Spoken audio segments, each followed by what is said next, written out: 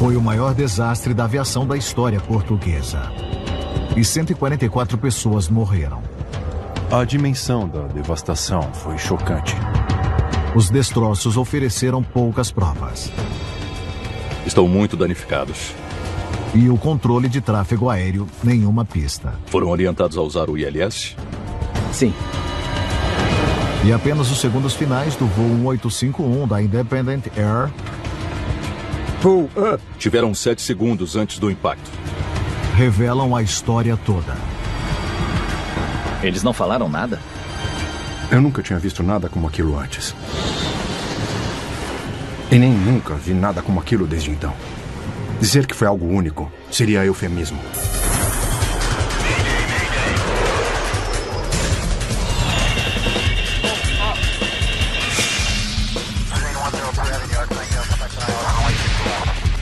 Especial de Mayday, Desastres Aéreos. Esta é uma história real, se baseia em relatórios oficiais e relatos de testemunhas. Sinais cruzados. O voo 1851 da Independent Air sobrevoa o Oceano Atlântico. E o voo charter americano conta com 137 turistas a bordo. Voo 1851 da Independent Air solicitando relatório meteorológico. A menos de 30 minutos da aterrissagem, a tripulação se prepara para a descida. 1851, vento a 260, 14 nós. O engenheiro de voo de 34 anos, Jorge Gonçalves, verifica o clima que os aguarda. Ele é um veterano da Força Aérea Americana com uma reputação notável. O capitão de 41 anos, Leon James Doherty, também era um militar e já vinha pilotando aviões a jato há quase uma década. Solicite a descida. Controle de Santa Maria, Independent Air 1851, solicitando descida. O copiloto de 36 anos, Sam Adcock, começou a trabalhar na Independent Air há apenas 2 semanas. Independent Air 1851, liberado para descer até nível de voo 40. Liberado para nível de voo 40, Independent Air 1851.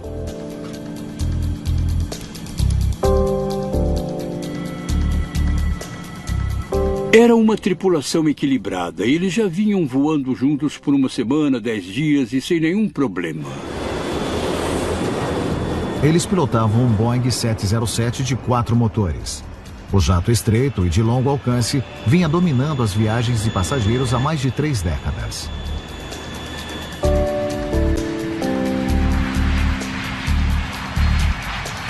Ele não era um jato novo na época. Ele já tinha 21 anos.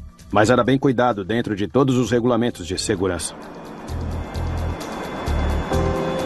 O voo vindo de Bérgamo, na Itália, iria reabastecer na remota Santa Maria, uma ilha dos Açores, antes de seguir viagem até o seu destino final, Punta Cana, na República Dominicana.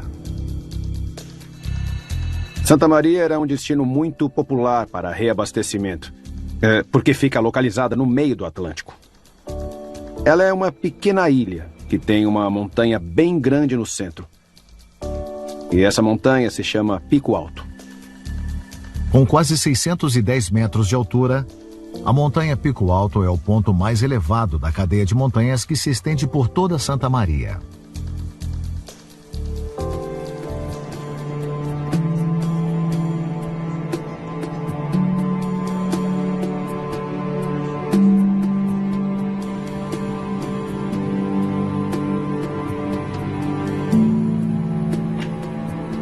Fecha a porta.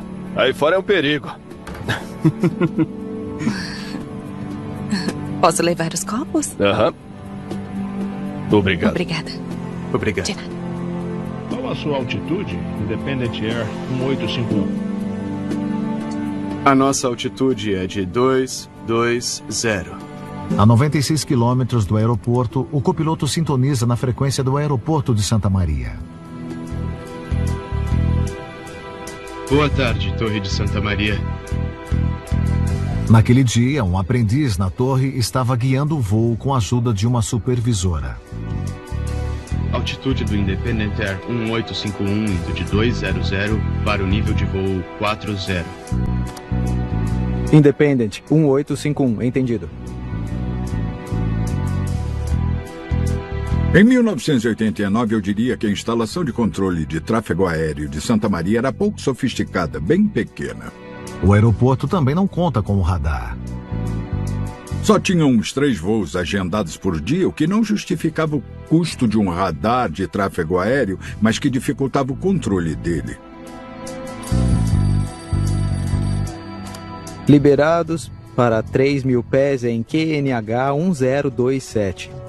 Pista de pouso 19. Aproximação por ILS. Na pista de pouso 19, relatório chegando em 3.000.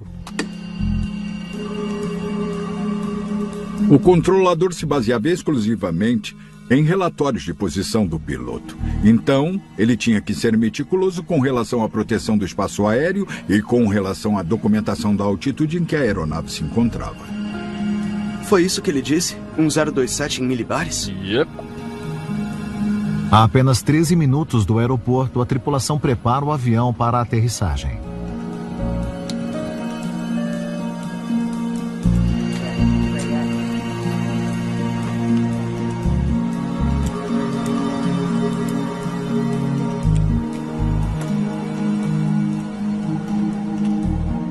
Cintos de segurança e arnês de ombro.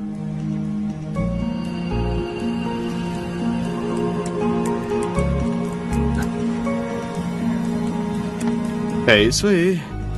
Agora começa a diversão. Naquele dia, o tempo em Santa Maria estava muito bom. Havia apenas algumas nuvens nas proximidades de Pico Alto, uma coisa que é bem comum. Desligando o piloto automático. O capitão assume o controle da aeronave. O capitão provavelmente já estava pilotando o avião para ficar mais à vontade com os controles. A visibilidade não está muito boa. Mas já vamos passar. Vai só depender do nível das nuvens. Há uma camada de nuvens pela frente. Se as condições piorarem, eles terão que fazer a aproximação usando apenas seus instrumentos como referência. Ok, então eu já vou colocando o ILS do meu lado. Tá bom. O ILS, ou pouso por instrumentos, é um sistema de navegação que fornece orientação vertical e horizontal até a pista de pouso. Isso significa que ele pode pilotar dentro das nuvens até chegar na aproximação final. É sempre melhor quando se tem ajuda. A 56 quilômetros do aeroporto, o litoral da ilha de Santa Maria fica visível. Quando você se aproxima pelo leste, você vê uns penhascos bem grandes e muita área verde. Cadê o aeroporto? Do outro lado da ilha. Ao se aproximar da ilha, um alerta no cockpit diz aos pilotos que eles estão a 500 pés acima da altitude selecionada. 400 pés. Eu não sei se a gente vai ter visual daqui.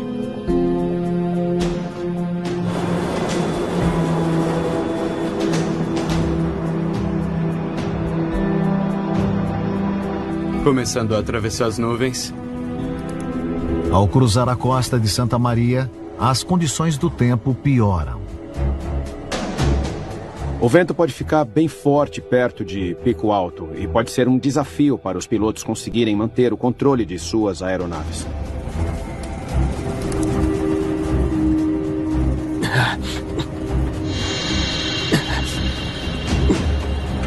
Tá difícil de controlar.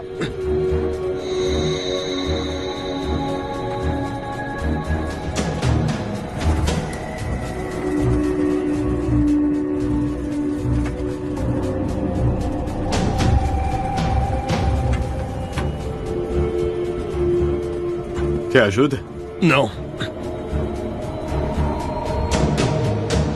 A apenas 2 minutos do aeroporto, o voo 851 é visto voando muito baixo pelas pessoas da ilha.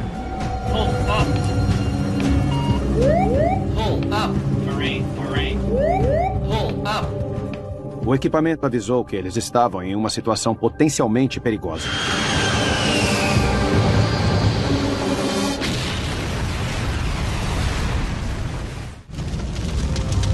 A apenas 7 quilômetros do aeroporto de Santa Maria, nos Açores, bombeiros e civis portugueses encontram uma cena terrível de devastação. O voo 1851 da Independent Air havia colidido contra a montanha mais alta da ilha. A aeronave atingiu o pico alto bem perto do topo da montanha. O local do acidente estava um caos. Os destroços estavam espalhados por toda a montanha. Havia alguns incêndios pequenos. Lá é um terreno bem íngreme. Um lugar muito difícil para a equipe de resgate trabalhar. Logo fica claro que todos os 144 passageiros e a tripulação estão mortos. Foi um desafio muito grande, especialmente para os moradores de lá. Santa Maria tinha uma população de apenas 5.000 pessoas. E em um instante, aquele lugar se tornou o cenário de um dos piores desastres aéreos de Portugal. Os socorristas trabalham a noite inteira. E ao amanhecer, a Autoridade de Aviação Civil Portuguesa, conhecida como DGAC, chega ao local do acidente. Em pouco tempo, eles recebem representantes americanos da NTSB, o Conselho Nacional de Segurança dos Transportes.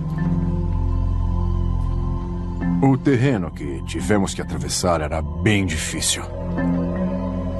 E tinha vários itens pessoais. As pessoas estavam com roupa de férias e eu conseguia ver brinquedos de crianças nas árvores. A dimensão da devastação foi chocante. Os investigadores precisavam de uma perspectiva mais clara para entender por que o voo 1851 havia colidido contra uma montanha tão perto do aeroporto de Santa Maria. A vista aérea mostrou para nós o quanto os destroços estavam concentrados na lateral da montanha onde o avião havia batido. E era uma coisa que eu nunca tinha visto antes.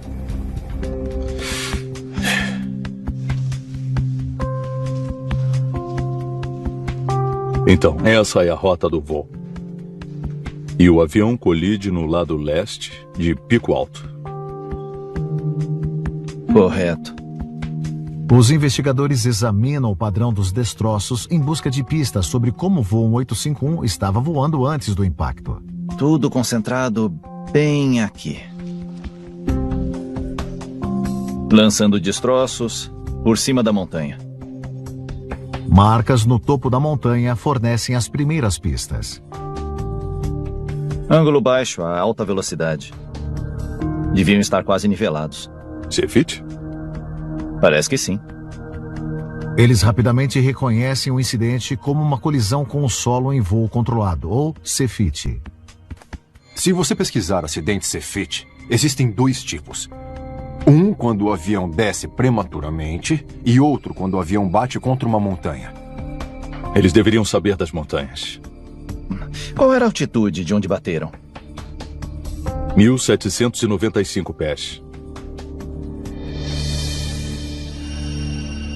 E Pico Alto? O que a carta de Epperson diz? Fica listada a 1.936 pés. O Pico Alto estava claramente identificado na carta de aproximação de Santa Maria. Então, eles atingiram a montanha 140 pés abaixo do que estava indicado na carta. Por que estavam voando tão baixo? E as possibilidades eram, ou eles estavam fora da rota, ou houve um erro de altitude. E era o nosso trabalho descobrir qual das duas explicava o acidente. Qual era a altitude mínima de setor? 3.000 pés.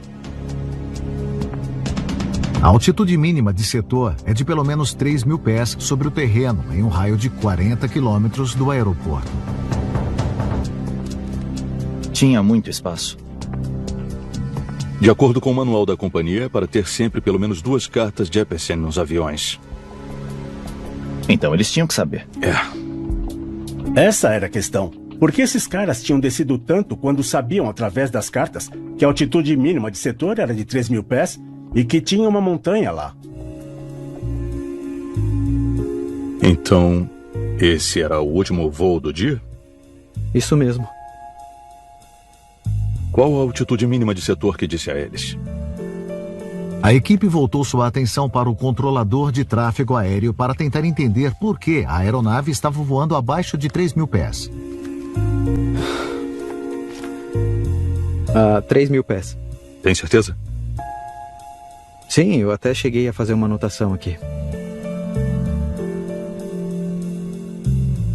Ele estava completamente calmo, com uma atitude normal. Ele achou que tinha feito um bom trabalho. Você era o único controlador na ocasião? A minha supervisora estava lá também. Era um aeroporto muito pouco movimentado, então não deveria ser incomum para uma supervisora realizar os treinamentos de aprendizes lá. E como estava o tempo?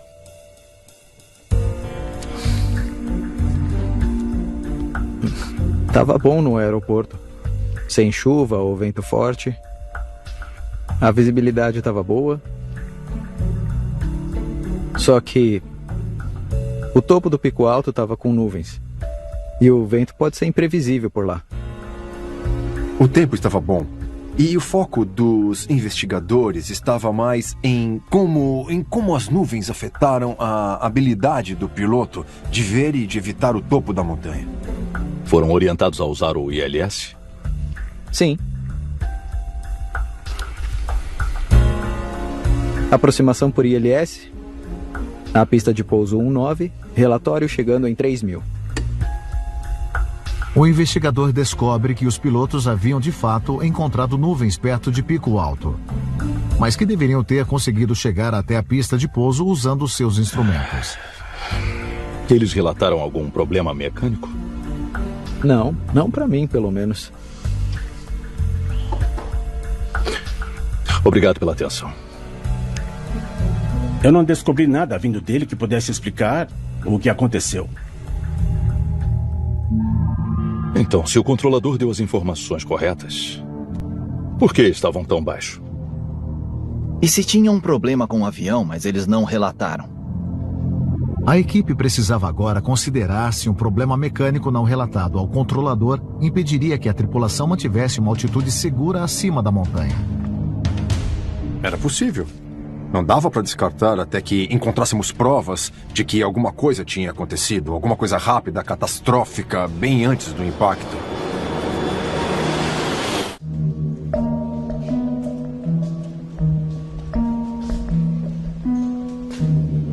Isso é tudo? Até agora. Os investigadores procuram pistas entre os destroços do voo 1851 que expliquem por que ele desceu abaixo da altitude mínima e acabou colidindo contra uma montanha na ilha de Santa Maria. Aqui primeiro. Poderia um motor com defeito ter forçado a aeronave abaixo da altitude mínima segura? Aqui está falando que o jato tinha menos de 45.000 horas de voo, com 7 boletins de serviço nos últimos 6 anos. Nenhum problema? Bom, em 1983, o motor 2 sofreu uma falha na turbina. Mas parece que foi consertado. Está cheio de madeira e terra. Um exame rápido fornece uma resposta. Não tem nada errado com os motores. Se um motor está funcionando durante o impacto e ele bate em várias árvores, ele vai acabar puxando parte daquela vegetação para dentro dele, o que vai fazer com que suas hélices parem, que foi o que tinha acontecido. Um motor que não está girando, que não está funcionando, não faz isso. E os altímetros? Se os altímetros estivessem com defeito, a tripulação poderia achar que estavam voando a uma altitude diferente da real. Oi. Obrigado. Olha, estão muito danificados. O que diz nos registros? Foram calibrados pela última vez 4 meses atrás. Nenhum problema. Outro beco sem saída. E que tal o alerta de altitude? Vamos ver.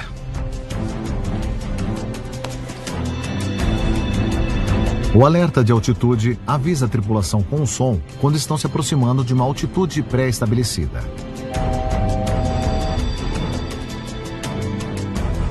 Espera aí.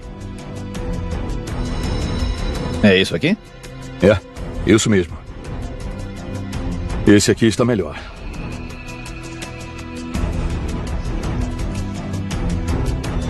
Olha só isso aqui.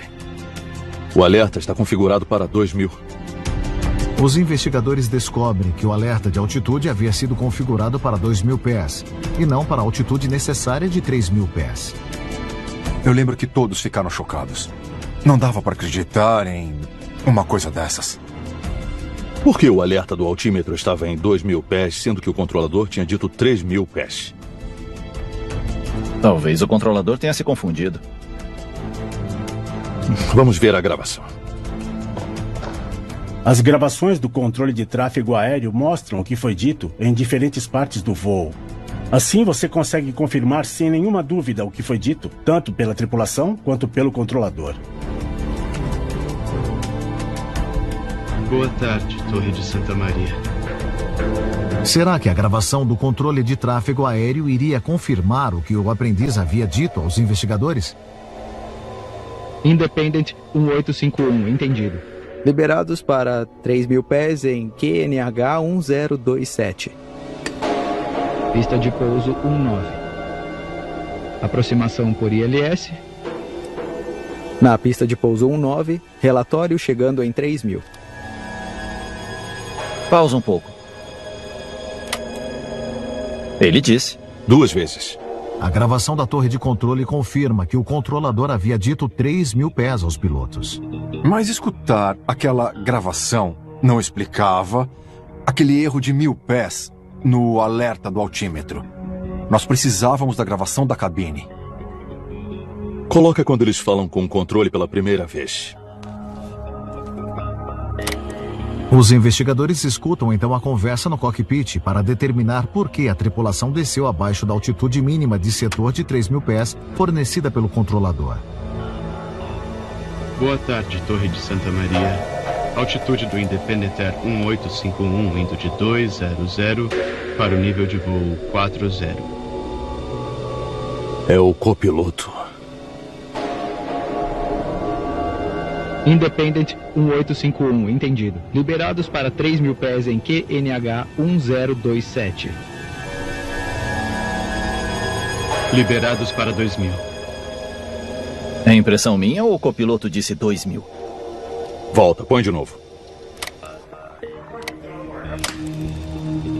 Liberados para 2.000. Os investigadores se perguntam o que poderia ter levado o copiloto a entender a liberação como 2.000 pés em vez de 3.000 pés. Ele pode ter só escutado errado e achou que era 2.000 pés. É possível. A gente achou que era uma possibilidade que o copiloto pudesse não ter escutado o 3. Então, talvez o copiloto tivesse entendido liberado para 2.000 pés e não liberado para 3.000 pés. Pode ser que ele nunca tenha ouvido a palavra 3. A gravação do cockpit registrou o copiloto confirmando o número errado.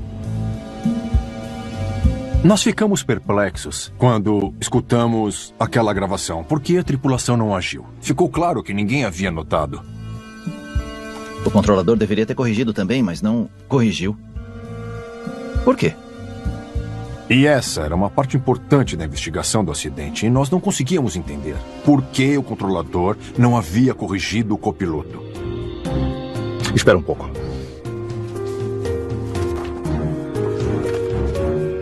A confirmação de 2.000 do copiloto não está na transcrição do controlador. Então ele não escutou? Como isso é possível? Como um não tinha escutado o outro?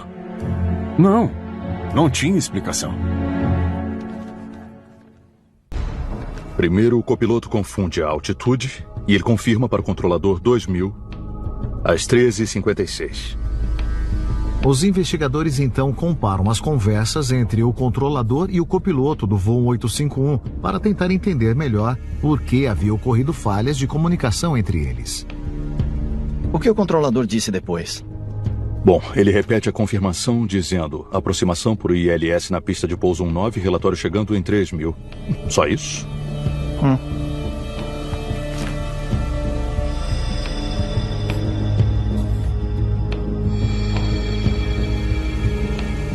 Espera.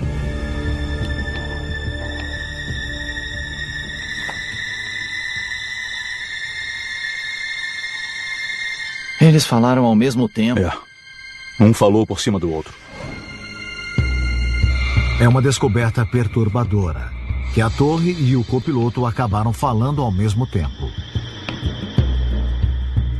Altitude indo de 200 para o nível de voo 40. Liberados para 3.000 pés em QNH 1027. Pista de pouso 19.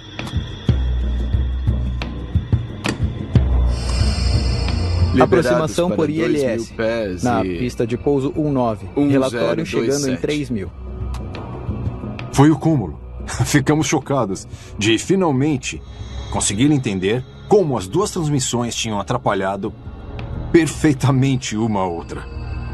Eu fui um investigador da NTSB por mais de 30 anos e nunca tinha visto nada como aquilo antes e nem nunca vi nada como aquilo desde então. Se falaram ao mesmo tempo, os dois deviam estar apertando o PTT. É verdade. Tanto pilotos quanto controladores usam um botão chamado Push to Talk, ou PTT. Quando pressionado, o rádio transmite, mas não recebe. E pensar que tantas pessoas morreram por conta de um simples erro é muito triste. Chega até a ser difícil de acreditar. Então um não escutou o outro. Mas o controlador tinha que ter pedido para o copiloto repetir para ele. Existem leituras em controle de tráfego aéreo que você tem que confirmar toda vez. E altitude é uma delas. O aprendiz não pediu uma confirmação de altitude para o copiloto e a supervisora também não notou. E isso foi lamentável. E a supervisora? Boa pergunta.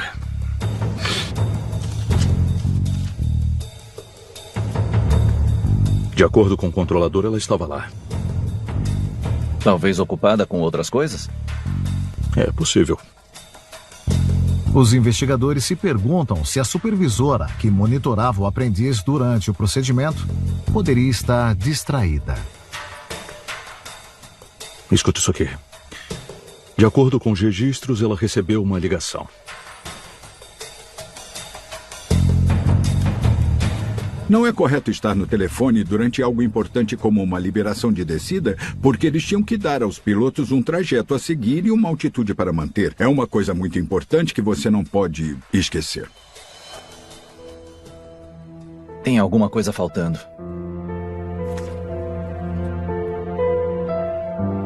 O alerta do altímetro do avião estava configurado incorretamente para 2.000 pés. Mesmo assim, era para eles terem sobrevoado a montanha com uma folga de uns 200 pés. Mas ainda tínhamos que explicar por que o avião tinha atingido a montanha cerca de 200 pés abaixo da altitude que eles estavam tentando manter. Aquilo tinha que ter uma explicação. O que mais afeta a altitude? QNH.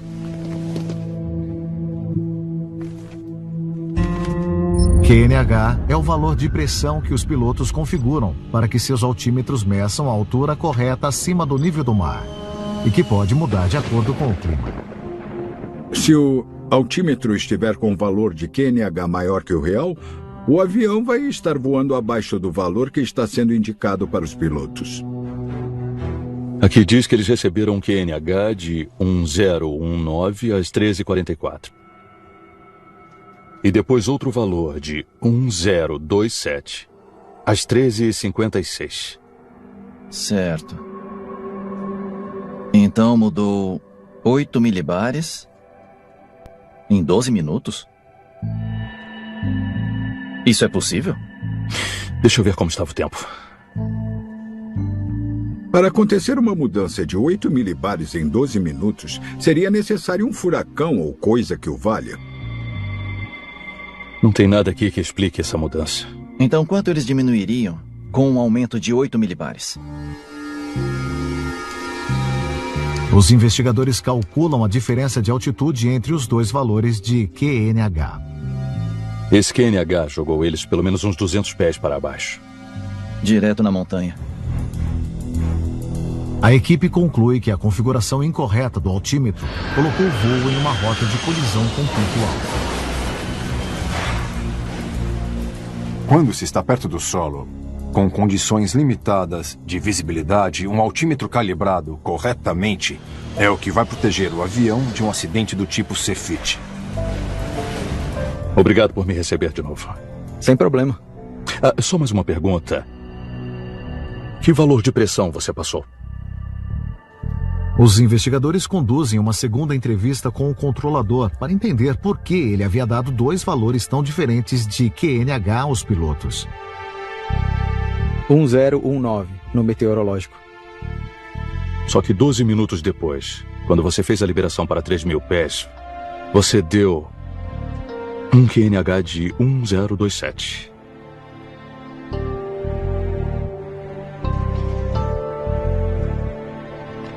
Eu fui direto com ele e perguntei sobre os valores de QNH que ele havia dado aos pilotos. E ele não conseguiu explicar por que ele tinha dado aquele valor diferente. Para mim, pareceu que ele nem tinha percebido que tinha passado a informação errada.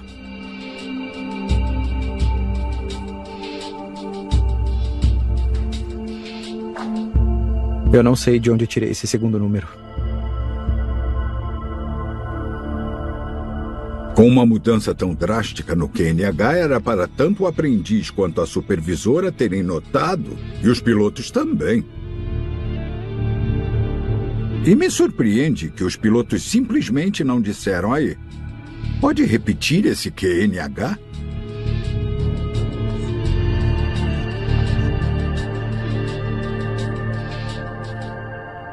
Depois que o copiloto entendeu errado a altitude mínima de descida, ele questionou o QNH. Foi isso que ele disse? 1027 em milibares? Yep. E questionou com razão. Mas o capitão não levou a sério. Obrigado. E o copiloto simplesmente aceitou. Por conta da diferença de experiência, por conta da ênfase e da assertividade com qual o capitão respondeu, ele encerrou o assunto quando deveriam ter conversado. Resta saber no que mais eles erraram.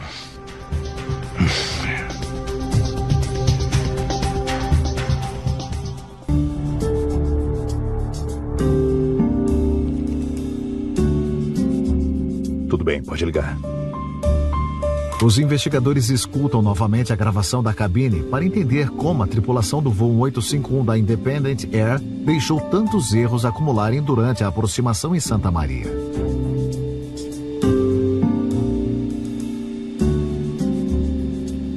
Altímetros configurados. Estão configurados. Cintos de segurança e arnês de ombro. É isso aí. Agora começa a diversão. Errei! Só isso? Para um pouco. Eles descobrem que os pilotos deixaram procedimentos importantes de lado.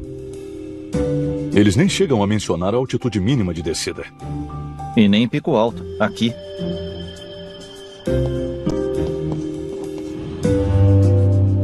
Eles escutam um briefing que sequer faz menção às cartas de navegação que estavam disponíveis aos pilotos. Se eles tivessem feito o briefing e revisado as informações e discutido tais informações como é necessário, é bem pouco provável, na minha opinião, que tivessem sofrido o acidente. Outro erro infeliz. Certas atitudes do capitão foram com certeza questionáveis. Ele não fez nenhuma questão de saber qual tinha sido o QNH que de fato eles haviam recebido. E depois disso, ele nem quis fazer um checklist completo. Pode continuar. A visibilidade não está muito boa. Mas já vamos passar. Vai só depender do nível das nuvens. Ok, então eu já vou colocando o ILS do meu lado. Tá bom.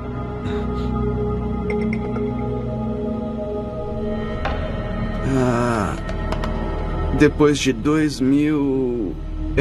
estaremos abaixo das nuvens. Para aí. Ouviu isso? 2000, outra vez. O capitão não fala nada e desce até 2000 pés. Por quê? O capitão era o principal responsável, já que ele estava no comando. Mas todos eles pecaram nesse aspecto. Pode continuar.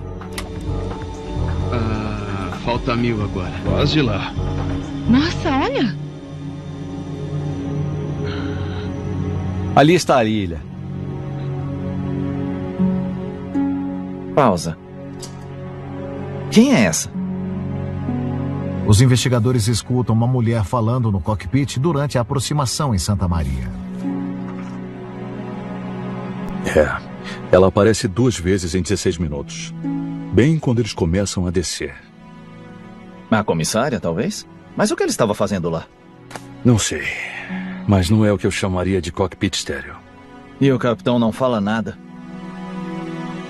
O capitão havia violado a regra do cockpit estéreo, que proíbe conversas não essenciais dentro do cockpit em altitudes inferiores a 10.000 pés.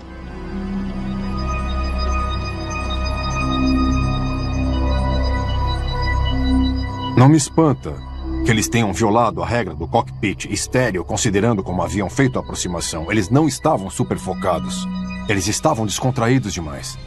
Nenhum lugar se compara a Santa Maria. É legal? É, pra tomar uma. Nos vemos em terra. Ignorando os procedimentos, distrações, a lista só aumenta. Começando a atravessar as nuvens.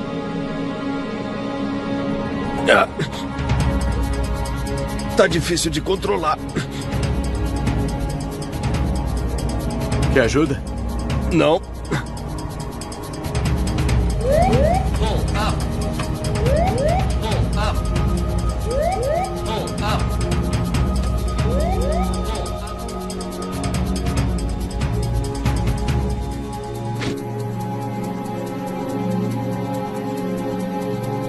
Eles não falaram nada?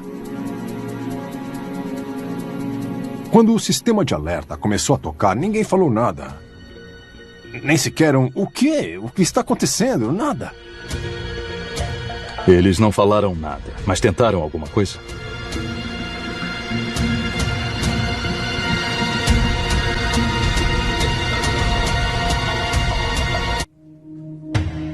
Obrigado. Essa aqui é a aproximação em Santa Maria. Os investigadores examinam os dados de voo para determinar como os pilotos responderam ao aviso de proximidade do solo. Eles estavam descendo a cerca de 2.500 pés por minuto. Começam a nivelar aqui. E o alerta de proximidade dispara aqui. E eles batem cerca de 7 segundos depois. Nenhuma reação.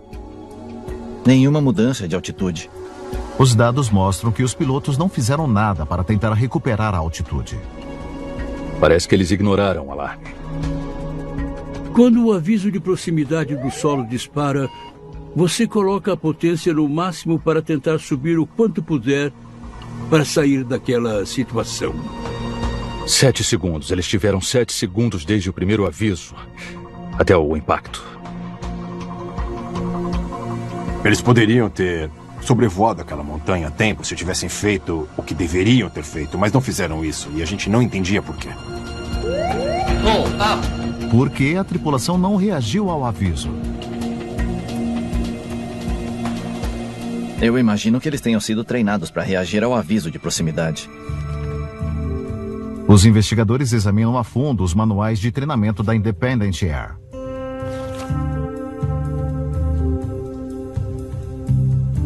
Você não vai acreditar nisso. Os simuladores têm velocidades de aproximação e flaps diferentes do que os do avião do acidente. Mas como assim? O aviso de proximidade disparava até mesmo em aproximações normais. A Independent Air alugava simuladores de 707 de outras companhias, que tinham configurações completamente diferentes. Flaps 40. Pull up. Senhor? Pull up.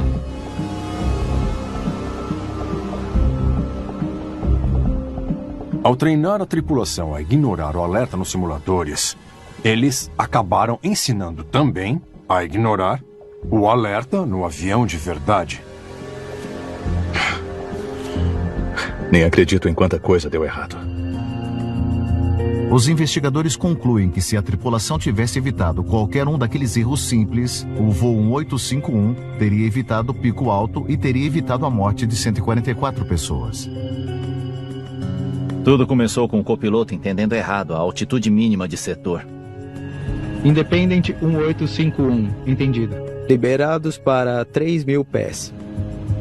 Liberados para 2.000. Coloca 3. Se o copiloto tivesse olhado as cartas de navegação...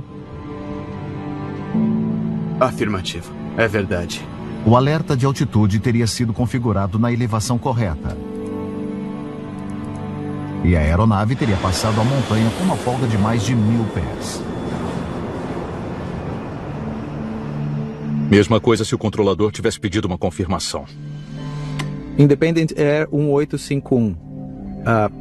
Liberados para 3.000. Repetindo, relatório em 3.000. Câmbio. Ou se eles tivessem mantido o cockpit estéreo. Depois de 2.000... a gente vai estar abaixo das nuvens. Nossa, olha. Ali está a ilha. Era para ser 3.000 e não 2.000. Hora de você voltar.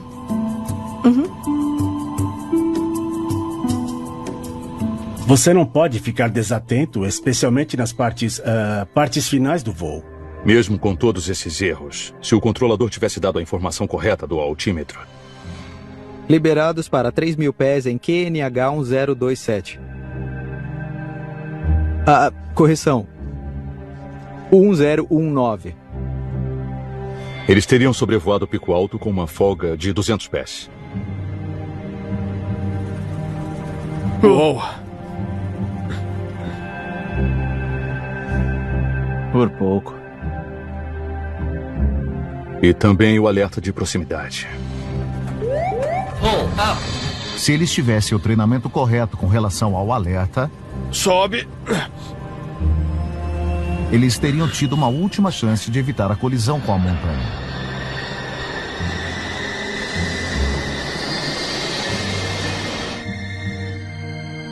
É uma pena.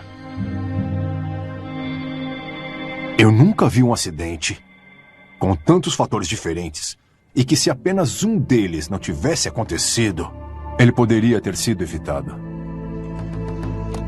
Após o acidente, a NTSB recomendou uma revisão cuidadosa nos programas de treinamento das companhias aéreas com foco em segurança e em operações internacionais, especialmente os relacionados a respostas ao alerta de proximidade. A maior lição foi que as linhas aéreas precisavam treinar melhor suas tripulações a fim de aperfeiçoar a segurança na aviação. A Independent Air acabou fazendo um acordo de $34 milhões com as famílias das vítimas, antes mesmo de um caso de indenização ir a julgamento.